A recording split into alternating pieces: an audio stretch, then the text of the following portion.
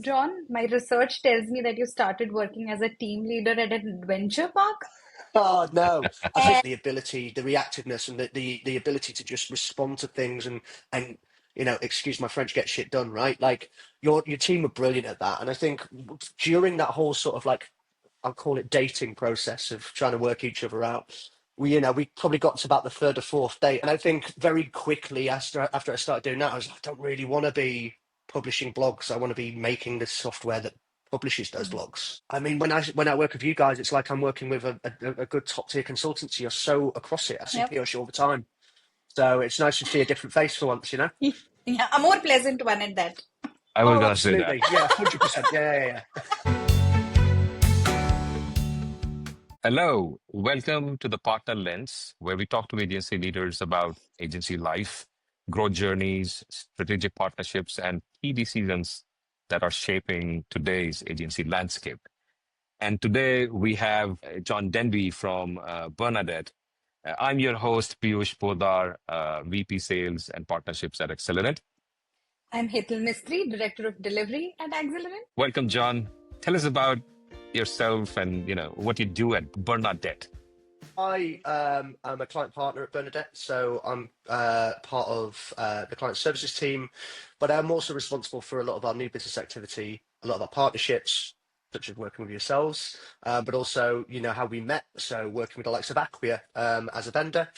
And so working on, I guess, almost our long tail strategy of how we utilize people like yourselves and people like Acquia and how we build a better business and a more successful business using them.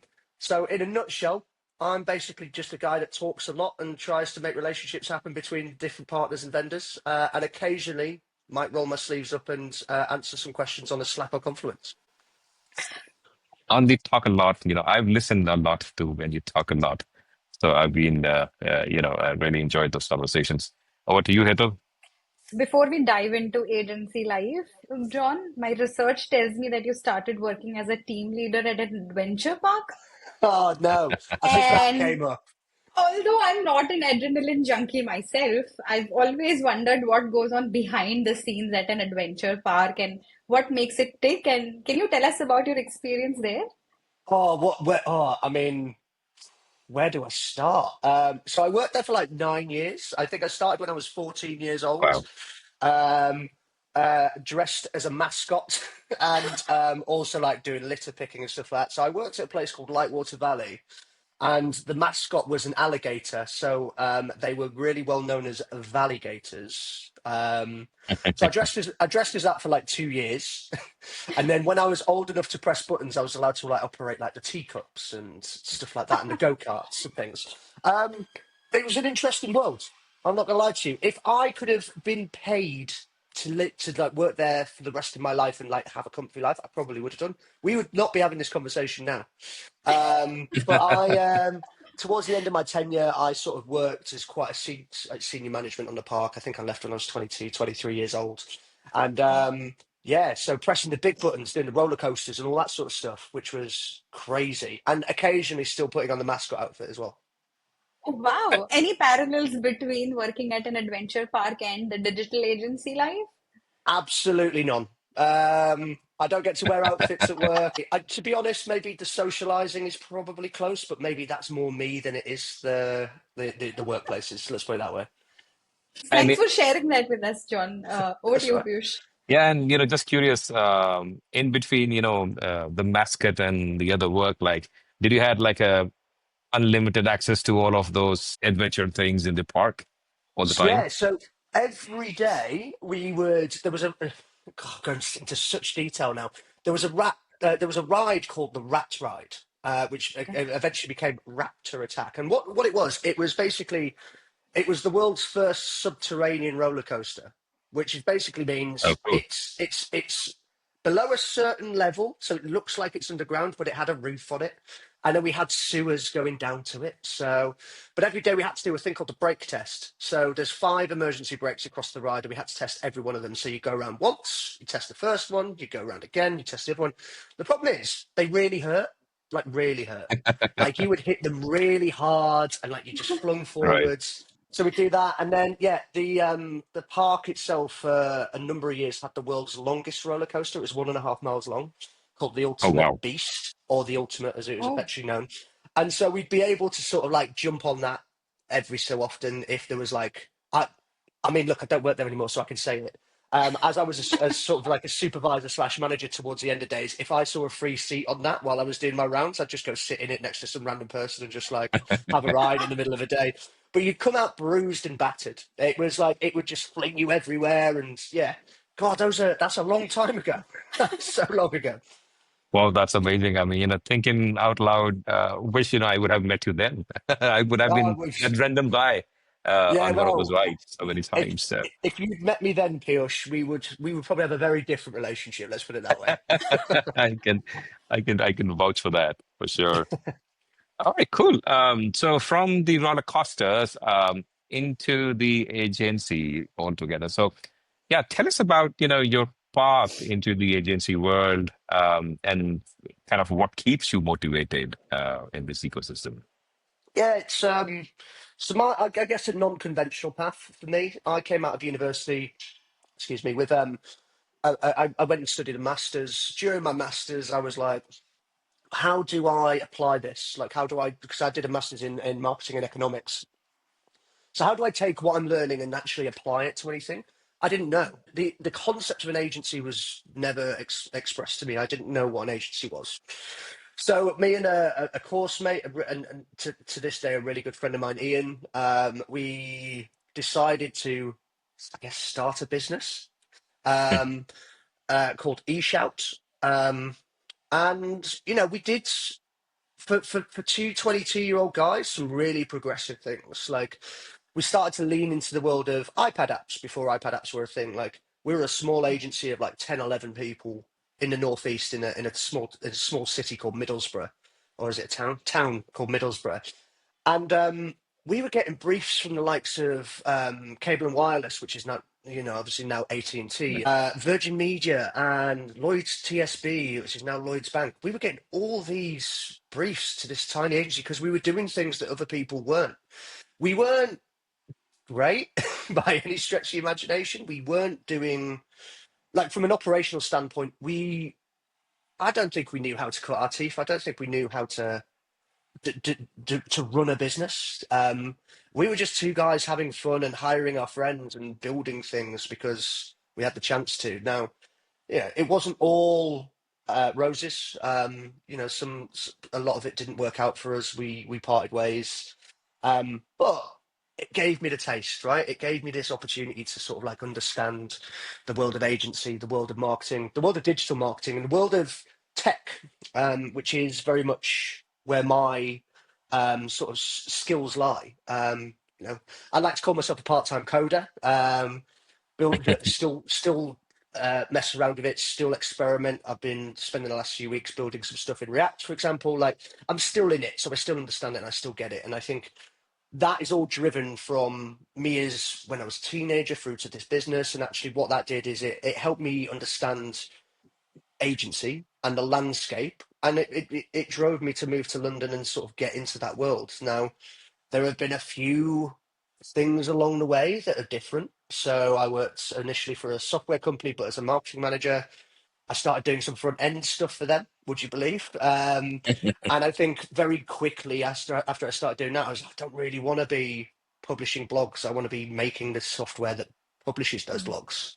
So I quickly moved back into agency world. So I think I was only there for like 6 months. And yeah, so I've done the agency cycle in London. I've worked for a lot of them. And it's fair to say that where I'm at now at Bernadette and at VCP is, it's one of the best out there. I'm not just saying that, and I think I could openly say I'm about to leave the company, but it still, to me, represents probably the most sort of career shaping experience of my life. And I think VCP as an entity has been so formidable and so sort of foundational for me. I won't give my actual age, but I'm around mid to late 30s. And I've still got a lot of career left. And I think what I've learned from this business will live with me forever. And I hope our paths cross again one day. But certainly the agency world and how I got into it, yeah, like I say, non-conventional, but I wouldn't change it for anything. Yeah, talking about change, I mean, you have been in this space for I think 15, 16, or maybe even more. And you've witnessed the evolution firsthand. So, um, what agency life changes have you seen or observed over the last 5 years? Because, the last 5 years have been a really different kind of a roller coaster for humans as well. Yeah, I think it's a real cycle, right, with agencies. I think that's one thing we can look at, and I think there's a number of factors that over the last few years we've seen a seismic shift in how people work with agencies, particularly with the sort of like the prominence of AI, for example. But I think we also can't look past what COVID did and how it made people work. I think, conventional agency structures went out the window. Certainly, I was very used to being in client offices 2 to 3 days a week and walking the floors and talking to everybody and unpicking opportunities that way or understanding more about the business that way. We don't have that anymore. So the idea to be a hunter gatherer and to be able to go out to businesses now is different. And it's also it's represented in the industry widely now because the idea of pitching is sort of like, whilst it's still prominent, it's probably more prominent in these full service agency models, not like just a CX agency, which Bernadette are. So I think what we're seeing is just it's a bit of a drop off in terms of like how people engage with agencies and how people engage with these structures. Um, and certainly, I think it is becoming. I mean, this is a bit of an oxymoron in a way because I think some of it's really strongly relationship based and like how you build those relationships, but then some of it is just we want to change for the sake of change. Like we want to go to a different agency or we want to take it in house. The in-housing model at the moment is like I wouldn't say it's destroying agencies, it's making us think differently about how we facilitate our clients and how we work with them. And I think the agency structure moving forwards needs to be so much more versatile and hybrid, and working with our clients in different ways and work with our partners, like working with yourselves in different ways. Like we help each other in the Bernadette and Accelerant world about how we augment and how we work together. And I don't think we can look any further past that. Like the briefs are going to be the briefs, but actually how we work together is going to be so important moving forwards. And I think that foundational structure of how we build relationships as agencies, as partners, as clients, as brands is going to be something that will keep shifting, and it's going to be something that we have to adapt to for sure.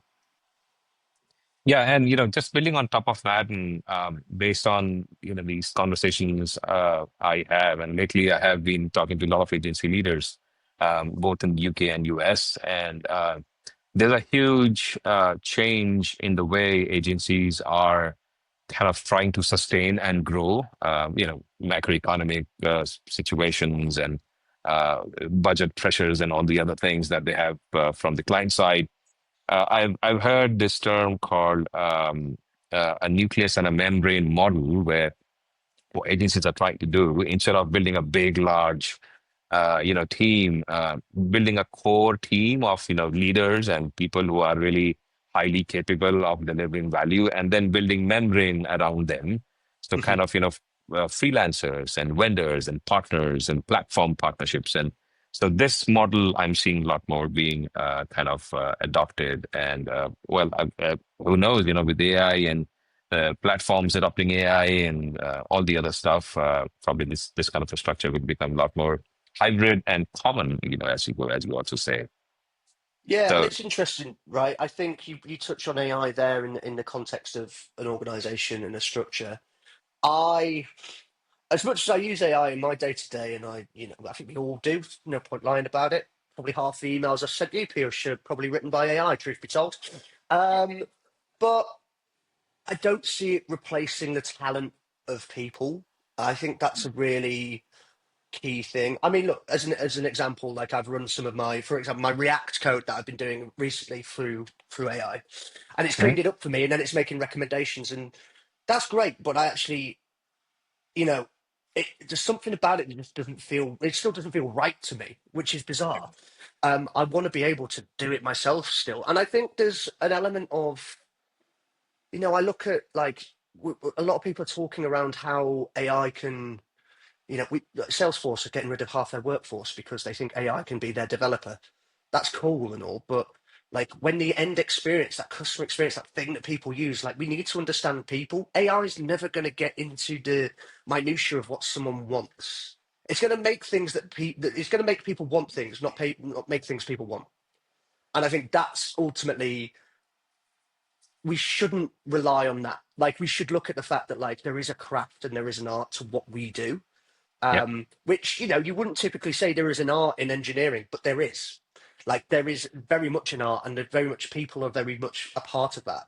I don't want to get on a call and a stand up with an AI every day. I want to get on a call and a stand up with people. And I want to be enthused by the people working on stuff. I don't care for an AI that I've named Steve. Like I care for, my team and the people that I work with and you guys. Like, and I think AI will never replace that. So AI serves a purpose. It enables us to be better, to do our job better and to be able to sort of streamline things, but it still needs a human. And I hope that's always the case. However, the speed in which it's changing, we were at Aqua Engage London, right? And I don't know Yep. if you're in the keynote where the chap, I can't remember his name, talks about the fact that we're probably 2 years from like fully sort of like salient robots that are going to be walking around and talking to us. And I'm like, I don't know if I want that. No. None of us want us. And yeah, you can never grab a pint with Steve, the AI. And Exactly. He could definitely not drink as much as I can. another thing to vouch, I can. Um, cool. Over to you, Hetan. You want to ask Yeah. anything? Yeah, so I mean, John, you're absolutely right in terms of the human and the people side of things. And while we all work in the digital world per se, the digital world interacts with humans, with people. I think the digital projects that we do, the success of those projects are also measured and on the basis of how many human lives are they touching or transforming, right? And you've seen the whole gamut. You talked about iPad apps, you talked about being a vibe coder these Yeah. days and trying to build stuff in React. And now we're moving into Gen AI, like you and Piyush discussed. What are those success metrics that customers are going to bring to digital agencies when executing projects and taking Gen AI into consideration? Oh, that's a great question, Hetal. It's tough, right? I think that you're on a sliding scale of what could be deemed success. So I think it's a really cool thing that VCP are launching. I don't know if we've launched it yet, so I don't know if I can actually say it just yet. So, but basically, we've got a tool that will work generatively that it can help customers build mass amounts of production assets in a very small period of time. Gen AI can be a part of that. It also can't be. Like you can use it in whatever way you want to. Interestingly, I think that every business is going to have some different level of success in terms of what they want to monitor. And I don't mean just from a performance basis, but actually like what does it like when we ask ourselves the questions of stuff like what does success look like? Like, is it operational? Like, is it just we don't want to spend a week doing 20 banners? We don't want to spend 6 months building a website. We don't want to spend constant amount of time doing CRO projects or anything like that. Mm, So you look at it from an operational standpoint, some people might go down the route of generative AI to do that. mm, Some might just be doing it because they want to sort of like burst the boundaries of creativity.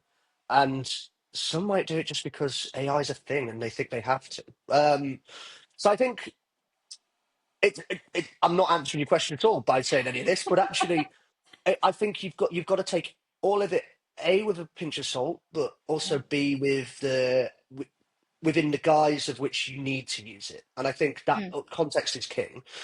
But certainly, a lot of the clients that we're talking to, it's because AI can accelerate more than anything mm, else. That being said, we can also argue that AI can accelerate if it's got the right parameters or it's been trained properly, and that element of it is difficult. It's not necessarily, well, I say difficult, it's timely. And so when you start looking at generative AI, actually is a really great example of VCP is O2, the UK telecoms network, had a little mascot, rest in peace, he's now dead basically, but he had a little mascot, he was a robot, he's called Bubble. And we built a tool that allowed you to sort of enter a prompt and Bubble would do whatever you wanted him to do, within reason. yeah. Like you can't ask him to do some stuff just to calm you down, Piyush, but certainly we a lot of time was spent training that model. Like that Okay. took a Right. lot of time. And I think Right. whilst the end result was great because everybody in the business could basically use this tool. I mean, they didn't; it was restricted, but anybody could have used it. We could have scaled it out massively, and anyone within VMO2 could have used that product. But I think the time it took to get there, it was long, and I don't envision training getting quicker. Like that's the one limitation of AI, right? Is that to get it in the right way, you need to train it, much like you train a toddler to become a young person and become an adult. Like you set the guidelines, you set the parameters, and you guide them down there. That's what you have to do with AI. Like it might streamline, but you're always going to have to train.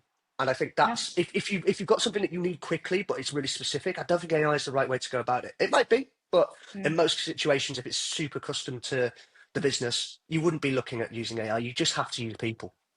Yeah, yeah, absolutely. I mean, that brings me to a recent discussion we were having at Axelerant about using cursor. And while we were having the discussion, there was research coming in saying that cursor is actually slowing engineers down. Mm, Although they are spending less time writing code, they are spending more time reviewing it, retraining, giving that context. So when you compare both, the time spent doesn't make much of a difference. And we have metrics out there where companies are claiming that hey, 80% of our code is written by AI, 90% is written by AI. I'm just afraid that nobody is talking about what is it adding as a value to the end user of that product. Is it actually creating any business impact, or is it just a vanity metric that, just because everybody is doing it, there is a fear of missing out and everybody is just putting it out there as well. exactly. Exactly that, and I think actually you only have to look at tools like is it GitHub Copilot? I think, which is an Yep. interesting one because it's not it's a paired programmer. It's not doing all the work for you, and I think those sort of things are probably really beneficial. But Mm, to your point, Heather, like yeah, you're right. Like if I was to use AI to build this entire app I've been building, I'd still read it line by line. Like mm, if it's not compiling, why is it not compiling? Oh well, I'm gonna have to go read it all anyway. So I'm actually spending the time doing exactly the same thing. Like that will check that will change. But certainly at the age that we're in now, and we're a few years away from anything sort of leaning into that and sort of taking any mm, roles and things like that. And I also think, to that context, when you're doing different projects require different ways of working, different approaches to stuff, different setups. So you train it, if you worked with an AI to do one code base, it might be completely different in your next project. So is it beneficial? Like, Yeah. do we have to start thinking around the sort of the type of AI agents that we would use that basically sort of go ahead and we have certain ones that do mm, React apps that do retail experiences, and that's the only mm, time we ever use it. But then we're spending time building all these different things. mm. Just get people to do it, like get people Yeah. to work on these projects. Yeah, that's a rather unpopular opinion right now. Get people to do it. But moving swiftly past that, apart from the vibe coding that you're doing, what else is keeping you busy outside of work? Outside of work, well, plenty. I'm about to move to Amsterdam, so that's keeping me very busy. Awesome. Um, it's taken me about 3 months to find somewhere to live. I'm not going to lie. So never. Wow. All I'll say is never move countries. Is my guide to you guys. What else do I do? I play football. I run. Um, I like music. I go to gigs and that. That's very good. Hmm. But I don't know. Yeah, I mean, and as Piyush knows, I spend a significant amount of my time around breweries and pubs. I love a beer. Not to say out of any ordinary standpoint of liking beer. I just like a Of beer. I like a course. tasty beer. Different taste. Yes. Everybody's got a different taste profile. So I like to taste them Absolutely. all and just make sure I've found the one that I really like. I don't know if I've found the one that I really like yet. So I'm going to keep trying all of them. I think you need to make a trip to India because there are a lot of indigenous, locally grown brewery brands here. And I'm sure Piyush has a list of them that he can take you through. But that's a different experience of having beer brewed with Indian flavors. You might want to try Well, that. quite frankly, I'm actually a little bit offended that every time Piyush has visited me in London, he hasn't brought me any. So this, I'm Wow. putting Talk you on about blast Indian right now. hospitality, Taking my Piyush. You're notes. letting us My down. notes. I can't believe it. So you've mentioned to me, Piyush, about visiting me in Amsterdam. If you don't turn up with beer, you're sleeping outside. All right. Absolutely. Absolutely. Point noted. Action, action, action, everything. So I'm gonna do that Excellent. next time for sure. For sure. And may you never find the beer that you're looking for so that you can keep trying every other Hey, beer in the world. I will go through that pain so other people don't have to. Awesome. Cool. Now, with beer, with that, how about switching over to 2023, when we connected first, when we, started, laid the foundations of our partnership. And I want to ask you again, John, though you've mentioned, how it happened many times. Can you walk us through that moment or, that reason why you decided to partner with Accelerant? Well, firstly, Piyush, I think you'll find it was actually 2022. I don't want to correct you, but that was our first conversation. And I specifically remember it was around October 2022, but not, Wow. splitting hairs here, aren't we? Um, so look, we got a project with a manufacturing company, um, and it was a great opportunity for us as Bernadette. We are sort of we had just established Bernadette really as a brand. We're about a year old at the time. So previously we were like VCP CX, VCP IX, VCP Digital, but it was never really our identity in our front door. So we created a front door, which is Bernadette, which means brave as a bear. And so anyone who's seen the VCP logo is a girl standing up to a bear, and that girl is called Bernadette because brave as a bear. Um, so as part of us establishing that front door and creating this environment in which we were able to foster our own clients and not just working with VCP Group, which it's great anyway because it is the hand that feeds and it's fantastic. But then also we're allowed to sort of go out there and create our own network and start to create our own environment for success, which is great. And I think having that freedom to almost act as an independent agency in a large group is amazing. So part of that was we got a brief for this manufacturing firm. Went through what I'd say is quite a lengthy process of back and forth and pitching and so on. And actually, it turned out what we put forwards initially was a very small website. And then we started to do sort of like initial discovery sessions pre-contract, and we started to realize, oh no, these guys they want scale, like they want to go big. So we naturally went to vendors. So previously, our relationship was brought to fruition through Acquia. So our friend Gary Levitt, introduced me to you guys because ultimately I only had a few options on the table of the platforms I could use, and it's also platforms I've worked with before. I put Acquia up against Sitecore. I put them up against Optimizer. I put them up against Contentful, all of which I'd worked with in the previous guys when I was at my days at Possible, Miram, Wunderman Thompson, VML, whatever name they go by these days. Um, and Acme really stood out in that sort of vendor selection process. And the moment that they were appointed by the client, he introduced me to yourselves.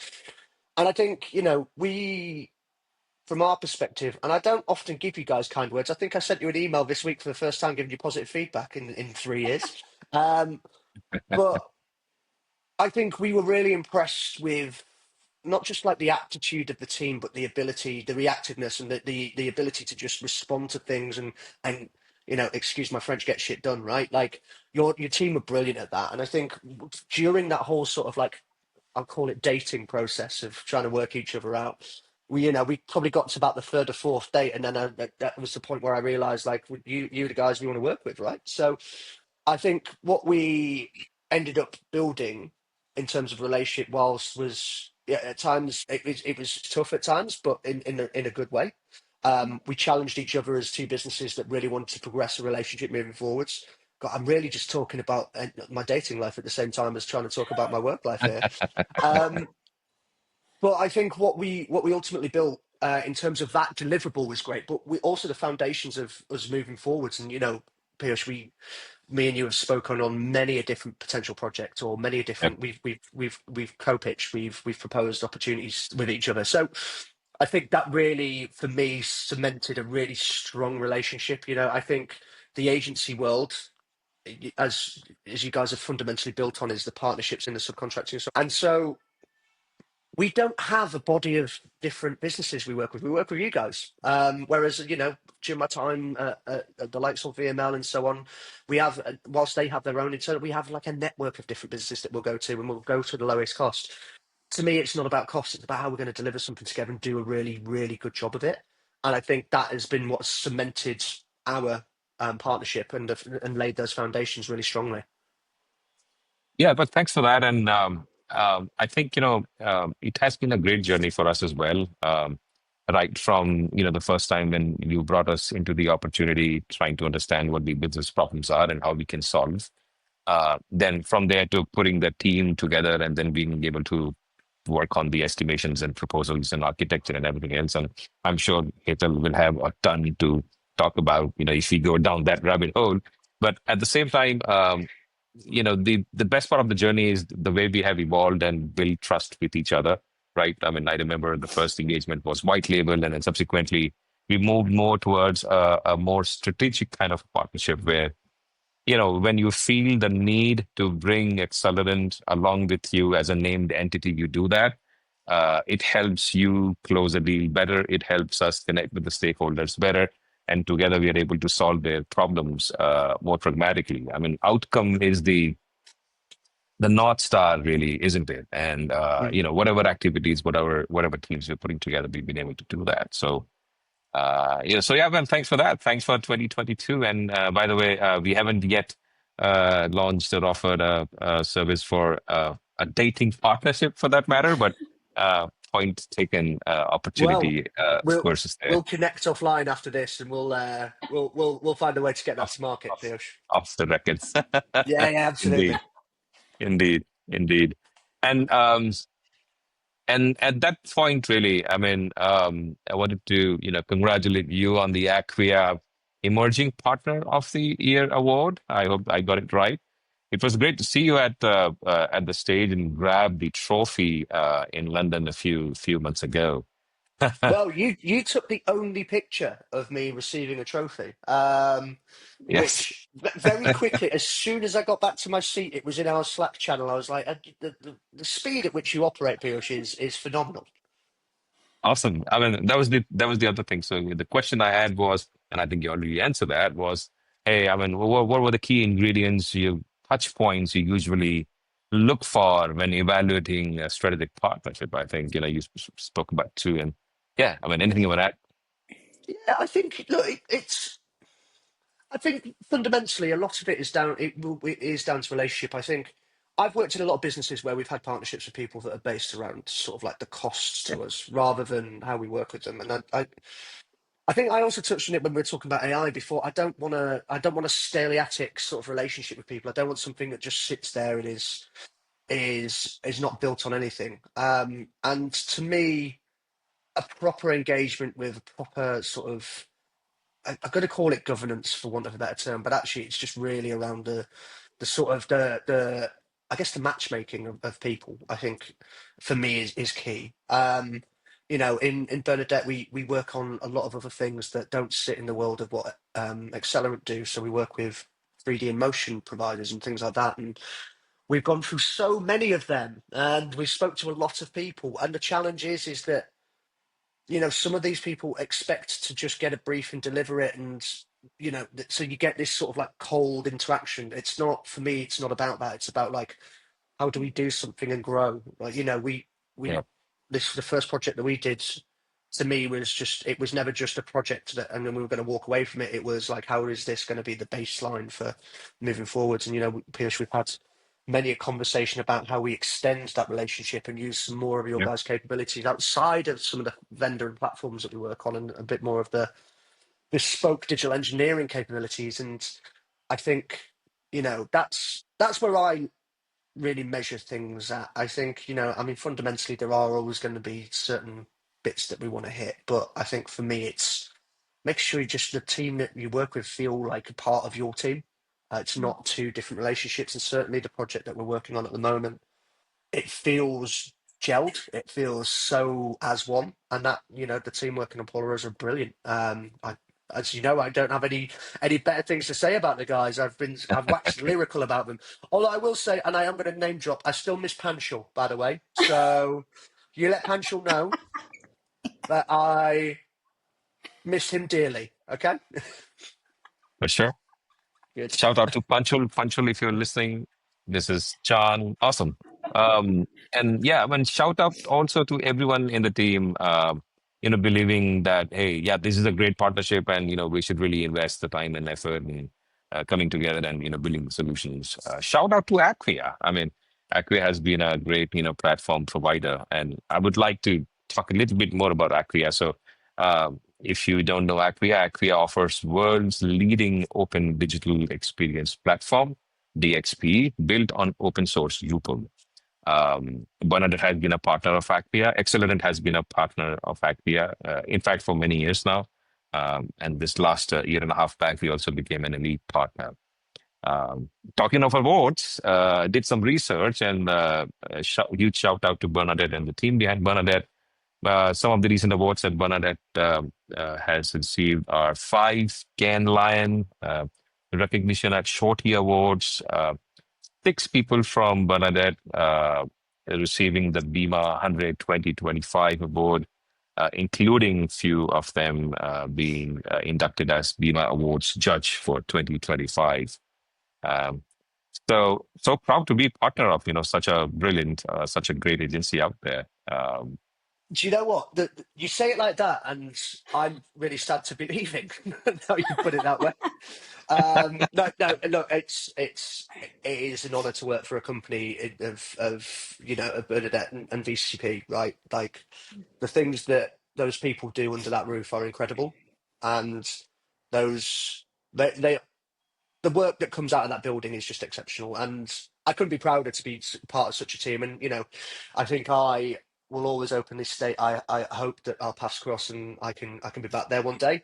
But right now, Holland's calling. But yeah, it's incredible what they've achieved with just really just raw talent, really really raw talent, but really great creativity. Um, and people just willing to like be curious and be out there and do different things. It's just exceptional, and I think there isn't for me a better agency in the world, funnily enough. But um, as a creative agency, VCP is one of the best, and I think it's great to see Bernadette being a part of that network and being awarded for some of that. And, you can't turn your nose up at a Cannes Lion, right? Particularly when there's, I think VCP as a group took seven away in the end. So Bernadette to be a part of five of those was really amazing. Nice, awesome. Wow, thanks for that. With that, the call of Holland from windmills, let's go to the kitchen. Let's talk about one of these other projects that we have been working on recently, Paula Rosa Manhattan Kitchens, and I know Hetal is excited about talking more about it, maybe asking you a question. So, Hetal, over to you. Yeah, I completely agree, John, with the way the Bernadette team works because we worked across multiple projects, and that feeling of being one team has truly been, very visible and tangible for the team. Also, I'm really happy that you are able to see that our teams go beyond the transactional, and that's one of my attempts in my role to ensure that we are not just delivering projects, but we are really making a difference to our partners and to our customers. So yeah, I mean, this sort of validates the kind of grooming and training the team goes through to make sure that we're delivering things that matter. Let's talk about some projects that we did together. So one of our first projects was for a UK-based construction enterprise. It had all the ingredients of an interesting project, might I say. Launch timelines, multiple stakeholders, product integrations, estimations, re-estimations, and all of that, right? As you reflect back on it, what are the key moments that stand out to you? And of course, Punch will feature big time on those from what I've understood so far. But what are the key moments that stand out and why do you think they matter? Yeah, it was an interesting experience. Let's put it that way. And not anything on you because I think that the entire project, as you alluded to there, like we were basically building the plane as we flew it. Um, Certainly, we thought we got to a point when we were delivering that we had a real solid foundation of what was going to go live, and then suddenly there'd be a new requirement that isn't just a small requirement; it's a massive functional change that they wanted within the same budget, and we had to respond in a certain way. And certainly, your team were really adapted to that. I reminisce on, I guess, when we were actually in delivery, and I think some of the challenges that we had. But actually, this is where Pancho will come up. But also reflecting on how adaptable and how sort of like on it your team were. And I think I reflect on an evening where myself and Panchal. So it was about midnight my time. So Panchal must have been up at like 4:30 in the morning. And we were trying to just get to the bottom of why Google Tag Manager wasn't firing. Um, and it was the bane of our lives. It turns out it was a cross-domain issue. It wasn't anything that we could fix from a Mm, server standpoint. But I think like the working with Panchal and sort of like him being so invested in it was incredible. mm, I like seeing people be quite passionate about a project, and because if it was me, I'd have come off it and gone, I never want to work on that again. But he was just always there and always adaptable. And I think as well, I think we put you guys in front of the clients quite early on, and sort of watching the demo processes and seeing the clients sort of like. This was a client that had never gone through this experience, had never built any sort of digital experience. The site that they had before was built by a two-man agency in mid England somewhere. And so watching our vision at Bernadette from a UI and UX standpoint come to life. Shout out to Matt Brady at Bernadette, who was our associate creative director, who came up with a lot of the little micro interactions and the animations of like how we transition between certain things, how we mm, bring sort of like lazily loading images into the page if you're going down it, but doing all these little different bits and pieces and watching that come to life and the team get it so right was amazing. And I think, I certainly know from our team's experience, there was never a slight on what you guys were doing. It was always the challenge with the client, unfortunately, but we still delivered a great platform, right? Like I still go on it every so often. I don't like to say that, but I do go on it every so often. It's great to see that work live and out there still. yeah, yeah, And it's a piece of work I'm proud of. Unfortunately, obviously, we can't talk about exactly what it is on here, but it's something that I look at it and I'm like, we delivered in such a finite budget and time something that was an exceptional experience, and I think it mm, was.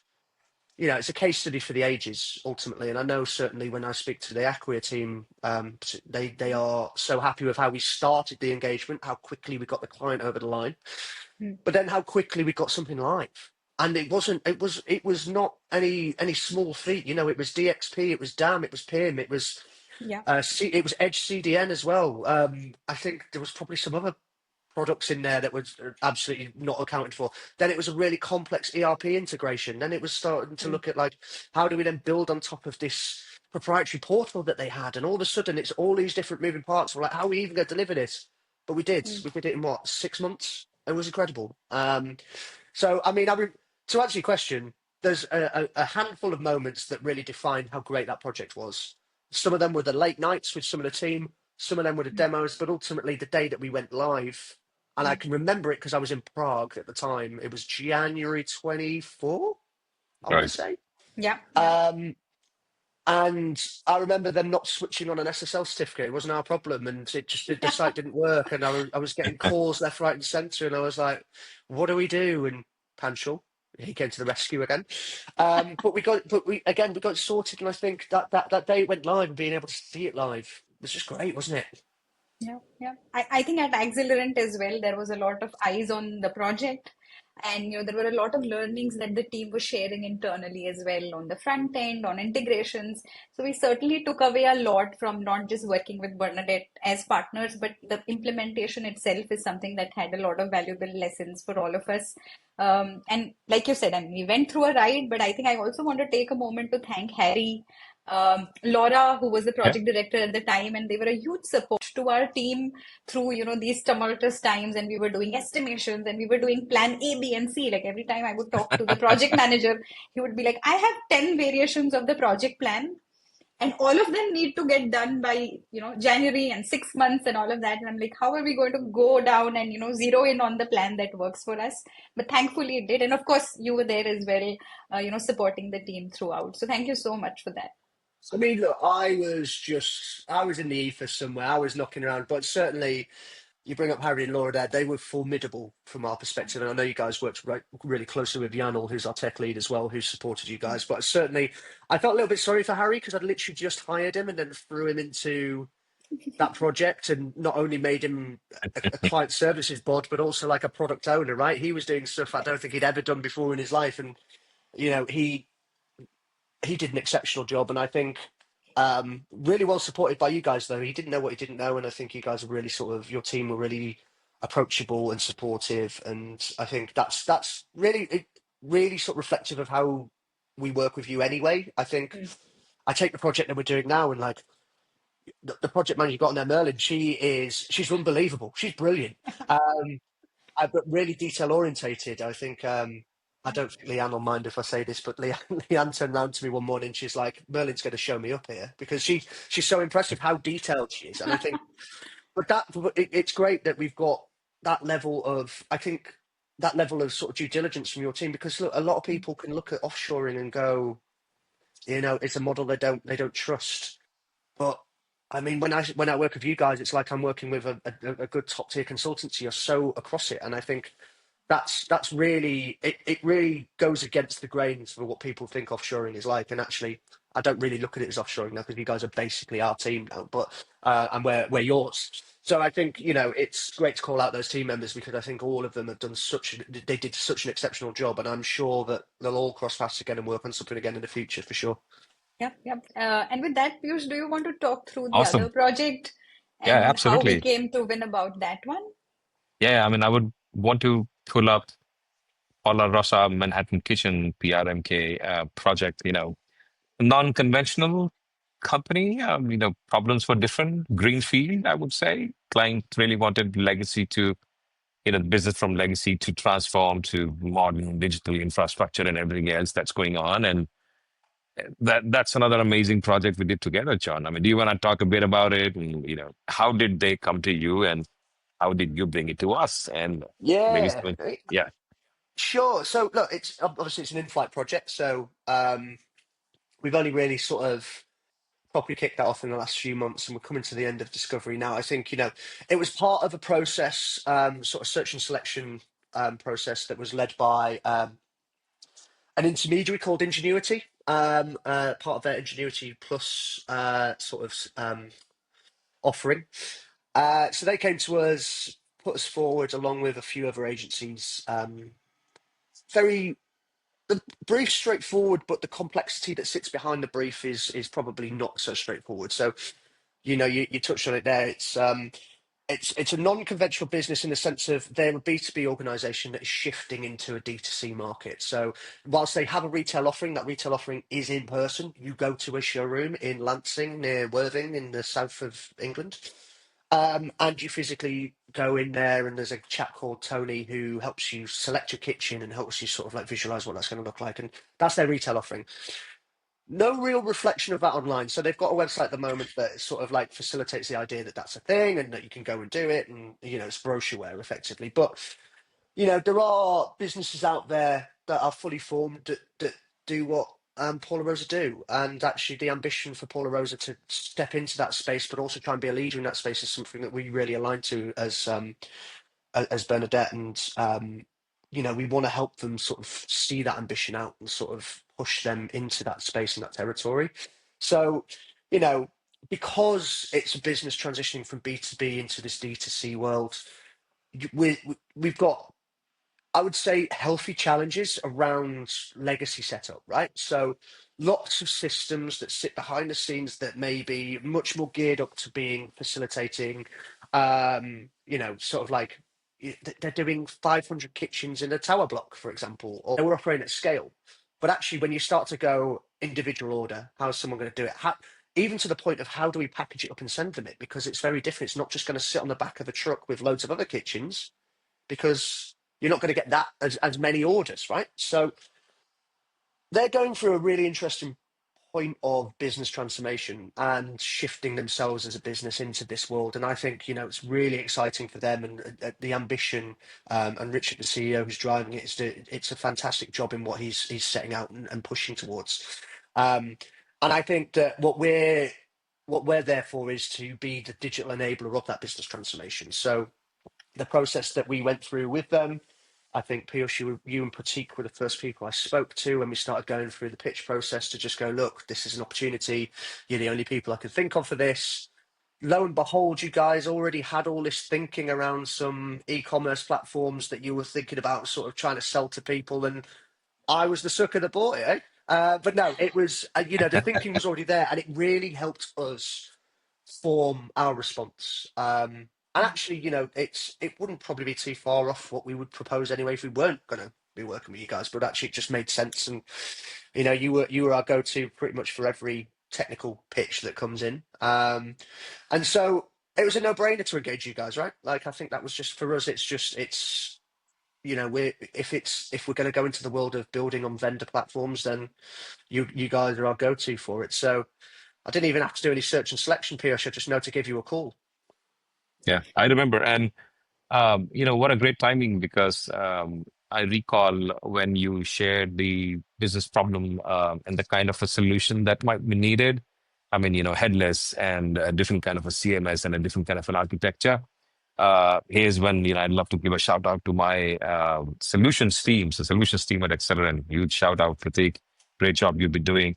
Um, so, we do two things. One, projects whenever we, engage with a client and a partner. But besides that, we also regularly keep looking at the industry whose problems we're trying to solve and ideate and build POCs and develop solutions which we could talk about, which we could validate with industry peers and agency peers such as yourself, and be able to leverage and learn from that. And this is the point when we were really working on this Magento kind of a commerce headless solution, Strappy on top of that. I think you came along and then everything was a perfect fit. Otherwise, this would have taken weeks and weeks for us to even build a POC. But there it was. We were glad we were able to pitch it to you, and then subsequently you were convinced, and then you were able to pitch it to the client, and they liked the solution. And here we are in the middle of the project, looking at the next phase. Really excited about the outcomes of this project, how it's going to be, and solutions team and the engineering team is also very excited about this kind of a different kind of a tech stack that we are working on. So yeah, another great project, great discovery, POC architecture, and of course a great partnership there with you. Um, Anything else on this project or anything you want to pick on? Say, hey, this was particularly something you noticed which stood out to you so far, other than the architecture? I, I would look. We're early in it, right? But I think actually the engagement of the team. So I think Saurabh and Abhishek and Arm as well have been brilliant. I think the level of detail, the thinking, the challenges that we're presenting back to the client. Not unhealthy challenges, but almost like you're thinking this, but are you thinking this type thing? And I think the the depth of knowledge and the sort of, I guess, the application of that it's been great to be around and great to see. I think, and um, as we said, we're only coming to the end of discovery now, so I'm sure Yeah. I'm going to see even more of that team in that Mm. definition phase for sure. Certainly, how we worked on the previous project together in terms of that manufacturing company, we saw a lot more benefit and I guess a lot more of the guys' skill sets as we start to get towards that delivery point. Um, you guys delivering goes hand in hand with what you do, right? So I don't need to Mm. talk about that, but actually when we start to give you guys the opportunity to do the thinking and get involved in stuff and challenge the clients, that's where I sort of see it really, really shine through. So really excited to get to that phase. And certainly, whilst I may not be in the business, certainly something I'll stay in touch with and stay connected to because I know that the team will absolutely smash it out of the park for sure. Awesome. Well, thank you for that, and thank you for the perspectives as well, John. And I hope we can, talk about and look back on more such projects in the future. This is between Accelerant and Bernadette, and, between you and me, John. I'm sure, we'll be crossing paths, multiple projects, multiple times. Um, Is this your sales pitch, Piyush? Are you the trying to get call me for to use? action, the call Yeah, for are you trying action to? comes later. Oh, okay, yeah, oh, sure, sure, no worries. On that, and this particular point was a little bit, of a debate between me and Hetal. Hey, shall we put this? Shall we put not put? And I said, yeah. I mean, I know John. He'll be fine. So, if Bernadette and Accelerant, were a band, and we were launching our debut album, what should it be called? Any thoughts? Wow, Any ideas? that is a left field question. What would it be called? Wow. John, I'm just gonna so go. you know, on the record, I tried my best to get this off the script and I tried No, my best to save you, but here we are. I've got an answer. Would you believe? Wow. I think it would be called Porridge. Okay. Okay. The reason Yes. being, it sustains you. It keeps you going. And Mm. look, you guys have sustained us and kept us going in really tough times. And um, yeah, I'm going to go for Porridge. I think that would be people would be like, "Why is it called Porridge?" And I'd be like, "Look, there's deeper meaning. You don't need to know, but we know." Porridge. Yeah, It yeah. sound it sounds like an it sounds like an enigma, sort of enigmatic name that people would.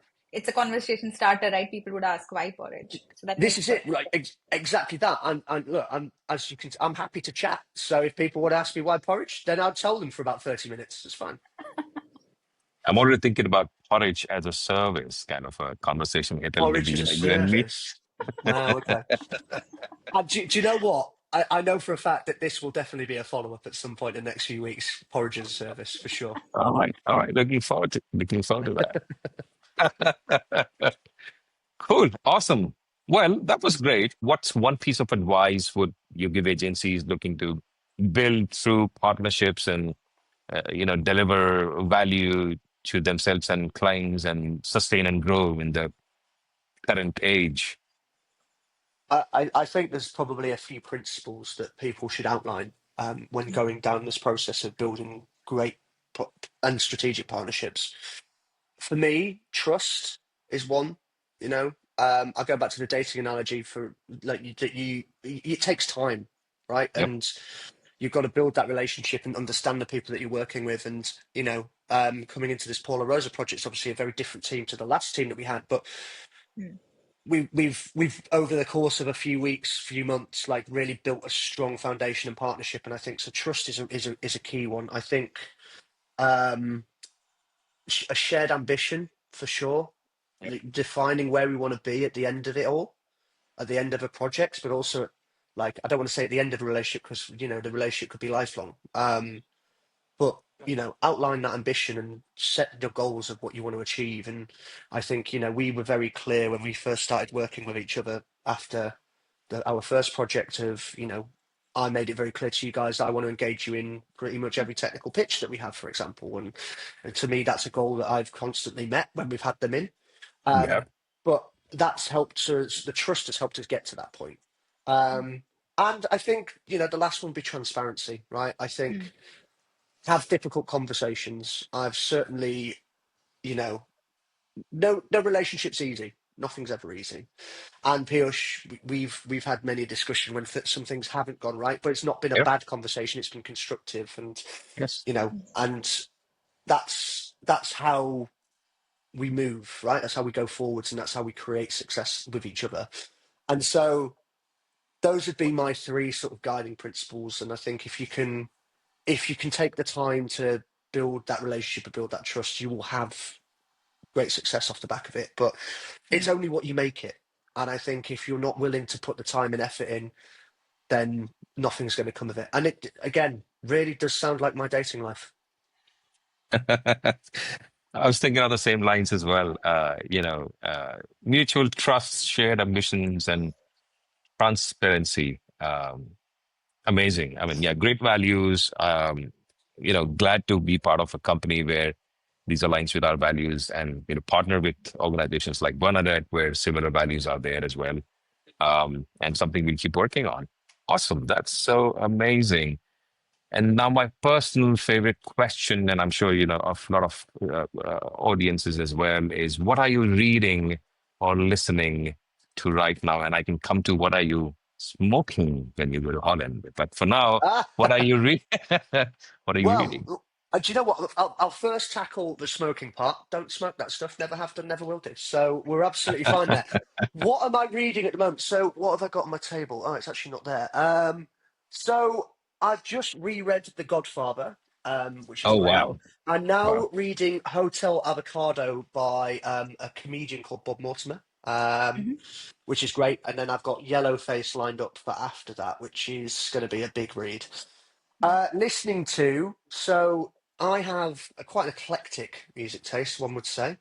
I haven't escaped what I used to listen to when I was 14, so I still listen to heavy metal, death metal, Oh, thrash nice. metal, punk, hardcore rock, all that sort of stuff. So at the moment, I am hooked on a band called Sleep Token. Went to see them in December. They were exceptional. Also hooked on a band called Dayseeker, who are wonderful. And recently went to see my favourite band of all time, seen them 8 times. Went to see them the other week, a band called Alexis on Fire at Brixton Academy. Probably the hottest, sweatiest music concert I've ever been to. It was so hot that even the people that got topless around me were still dripping in sweat. It was that warm in there. It's a 30-degree day outside of London, no aircon in the venue. It's about 40 degrees in the venue, but I had the best time of my life. I could not speak for love nor money the next day at all. Oh, And also, they were selling me 2 pint glasses, so the big ones with loads of beer. So yeah, so that's what I'm listening to at the moment. But honestly, it changes. Like I don't know why I'm admitting this, but this morning I was listening to Mariah Carey, Luther Vandross, Aretha Franklin, that sort of stuff. So I'll nice. listen to anything. I've got my favourites. That's amazing. Yeah, yeah. And Godfather Mario Puzo. I mean, who has not read or who has not watched the movie, if a- not the novel? Absolute timeless, right? And I think Timeless, it's totally. interesting because I love the movie, but reading the book, there's so much missing out of the movie, and you just don't Always understand. You different. didn't realize it. Yeah, Yeah, yeah, yeah, yeah. Totally. And Hotel Avocado. Awesome. We'll add those links in the show notes and for the bands and the genre music that John suggested to go Google yourself or AI and then find out where's the next concert happening. Well, that's a wrap. Thank you, John. Great insights. Great fun again chatting with you and wish you all the best for moving to Europe, that is Holland. appreciate it, man. It's been a delight to chat to you both. And also, Hetal, I've not seen you in ages, so this has been really nice. Actually, I see Yep. Piyush all the time, so it's nice to see a different face for once. Yeah, a more pleasant one at that. I was Oh, gonna say that. absolutely. Yeah, 100%. Yeah. Thank you Awesome. so much, Ron. No worries. Brilliant.